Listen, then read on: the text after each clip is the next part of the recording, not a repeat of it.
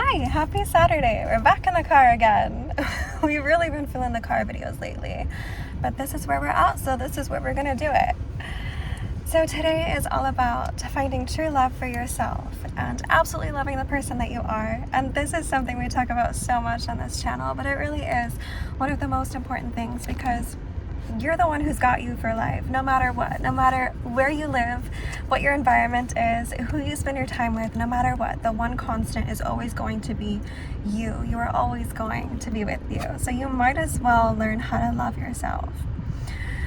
I remember there was a time when, and I've spoken about this briefly in different videos on this channel, but there was a time when I really started losing myself and I really started disliking myself so much. And the only time I know now in hindsight that I realized that I truly started disliking myself was the time when I started trying to change myself for other people. And it wasn't even that one specific person told me, oh, you have to be this way, or, was forcing me in any way. It wasn't like that. It was very much like my own doing. It was very much like a societal sort of pressure thing. Of course, when we're all teenagers, we go through that insecurity thing and we start to question everything and we're trying to find ourselves and all that stuff. That's normal. But the reason I'm bringing this up now is because I feel like a big problem with our society today, and the reason why our society continues to have mental health problems into adulthood is in large part because of this reason. Even though everybody talks about this idea of oh, be yourself, it's such a reverse psychology, because as much as they say that, they don't mean it. They say be yourself, but at the same time, they want you to dim your light. They want you to make sure that you're equal to everyone else, being this androgynous equality, picture of a person. But that's not the real you. That's not the you that you were born with. That's not the you that's connected to the spirit realm, that's connected to your higher self, that's connected to your natural talents. We're very much living in a time when it's okay to dim your light in order to allow other people to feel better about their insecurities. And it's no, that's not the answer. It's not that we should all feel insecure. It's that we should all feel grand in our own talents and abilities. We were all born with unique abilities for a reason. It's not to make somebody else feel worse about their shortcomings. We're all built different so that we can each offer something different to society, so that we can create and to continue to build and innovate and make better things with the talents that we each individually have. If we were all the same, nothing would ever change. Everything would always stay the same. And we live in a universe of constant change for a reason. There's a reason why we each have, our own talents, our own personalities, something different to bring to the table, because we're each supposed to bring our own piece of the puzzle to create this beautiful masterpiece together. We each have something to offer. And it's important for us to each relish in that and learn to love that and learn to love all the parts of ourselves, even the parts that you don't even like so much, even the parts that you think are not useful to you right now. I promise you'll find a use for them later. Every single aspect of you has a purpose. Whether or not you like it right now, eventually you'll find the reason for it. There's a reason for every single part of you. We are multi-dimensional for a reason. We wouldn't be boring, stagnant characters if this was just meant to go one way. No, there's so many different ways you can take this. There's so many different things you can do with all the different parts of your personality, and they're all beautiful and they're all useful in different situations. Going back to what I was talking about, how in my personal experience, when I was very young, I was naturally a very feminine type of girl. I was very girly and liked girly things, and I loved to wear dresses. I absolutely loved dressing up. I loved doing performances and things like that. I just thought it was fun, and it wasn't to please anybody. It was simply for my own enjoyment. That was just what made me happy. I would be going to the park to go play in the dirt, but I wanted to wear my favorite dress because it made me feel good. Things like that, But then when I started growing up and being in public school and, going through the whole teenage insecurity stuff, there was a time when I started to feel like insecure about that stuff, about how girly I was. And then, of course, you know, you go through that period of trying different things and whatever, but I feel like it lasted a little bit longer. And again, what I'm saying about society, like, I feel like we're kind of pressuring people into this realm of kind of losing yourself. And I talk about this briefly, like, this period in my life and this idea, and the anxiety and depression video as well. And that was like the time, like, kind of end of high school, out of high school, like into college.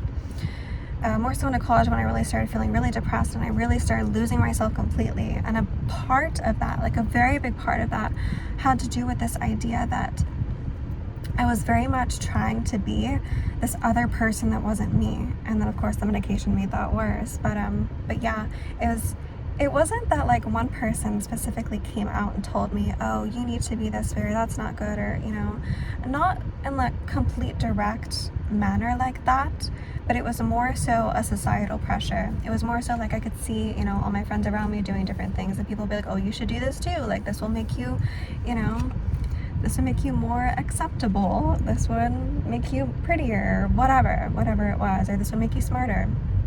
And I very much, at that time in my life, like, held a lot of importance to like my career path. I was very like career driven. I really wanted to focus like on my education and my career moving forward. And so I, for some reason, like developed this idea in my head that being very feminine and girly would come across as like ditzy, would come across as like I'm not smart enough to do these things, or that like I'm not strong enough. Like, there was very much, I feel, this idea that comes across in the propaganda today, as far as like movies, TV shows, advertisements, all of that.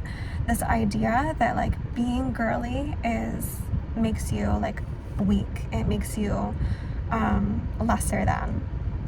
And it's a very odd paradox, because again, like, they're preaching the whole be yourself, you know, femininity, like feminists and all that stuff, but it's like, it's the complete direct opposite. Like, the whole feminist movement has turned into, no, you shouldn't, you know, praise your femininity, you should actually be more masculine, you should be more androgynous. And it's really sad to me, because I actually started like in a way falling for that. Like, I would start to dim my light in order to, you know, accommodate others' insecurities. I would start to, you know, act a little bit more tomboyish, like not be as expressive, not be as like cutesy. Like, I would very much try to, or even like not talk with as much of a high, like soft voice. Like, I would even have some people mention to me like, oh, like you talk too softly, like you need to be a little bit more demanding, you need to be more assertive, and things like that. And that's not to say that that's never a good thing. Like, sometimes it's useful to be able to have different, you know, things that you can use in different situations. But again, like, the whole idea was like that I was like dimming this femininity that came naturally within myself, that I wasn't like pulling from anywhere other than just my soul and my own like happiness. And that was honestly the only time in my life where I felt like I disliked myself. The only point when I started like having bad negative thoughts toward myself was when I was trying to be this like other person that wasn't happy-go-lucky, girly, cutesy. And now that I've gotten through that stuff and found my own ways out of it, and, you know, actually really block myself to a lot of media that's out today, like, I've really reconnected with my soul and my purpose, and I don't really care what anybody else has to say about it. And it just kind of naturally came back out, and now I'm like girlier than I've ever been. And it's so funny, because the moment that I started reconnecting with that was the moment that good things started attracting to me, because I was spending all this time like suppressing my true self and, you know, how I truly felt. And so I was also suppressing, you know, good experiences for myself. I was also suppressing, you know, like abundance in my life. And funny enough, here I was like trying to be more masculine so that I could have more money, and yet the moment I start being more feminine is the moment that abundance starts coming into my life. It's such a paradox from what's being taught today, but that's why I'm here to tell you that you have to love yourself for what you are already naturally, not for what society is telling you to be or what your friends think you should be or whoever. It comes from deep within you. When you feel there's something, you just know when you're being true to yourself. You just feel this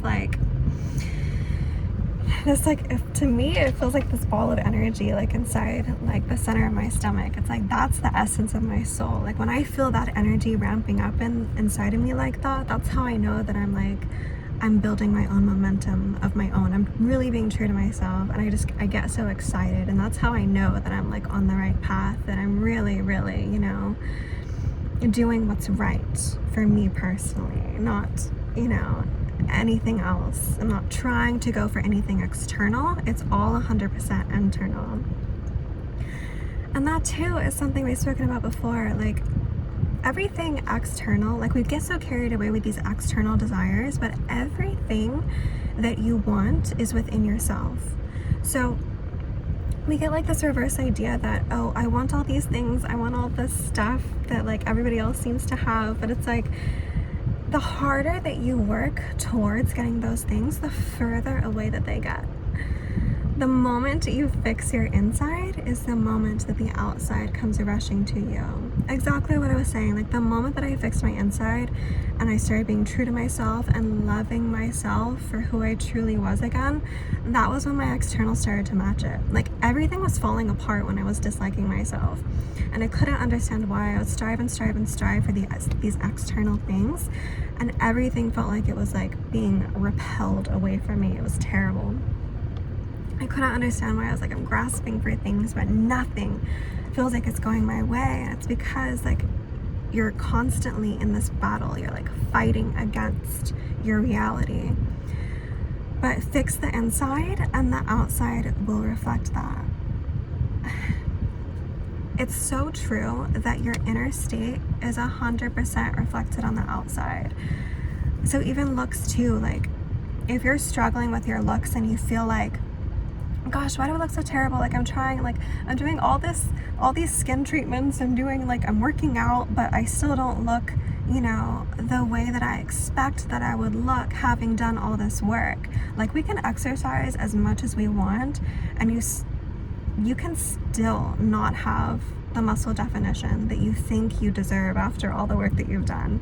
And why is that? Because you haven't done the inner work. You're just expecting something from your external. It seems like the reverse, but it's true. You don't actually have to work as hard as you think you do on the outside. It's all the inner work. The moment that you love yourself and know that you are already perfect the way that you are, your external will reflect that. And this, I can tell you, like from experience, that is 100% true. Like I spent all this time working on my external. It's like, why do I still look like so? I don't look the way like I'm trying to portray myself, and it was because of my internal state. My internal state was chaotic and insecure, and so that was what's being like reflected. I was doing all this work on my skin but still had terrible acne. It was because my inside was not fixed. The moment I fixed my inside was the moment that it started to reflect on my skin and my looks, and just even the shape of my body. Like everything changes, and also your behaviors too, because if your inner state is joyful and light, your behaviors and your movements will become joyful and light as well. Everything works in correlation. Everything is connected. Fix the inside and your outside will reflect that to you. Same thing with manifestations. Everything, every single thing. Love yourself in order to love the life that you're in. I love you guys so, so much. I hope that you do too. I hope you have a wonderful day. Thank you so much for listening.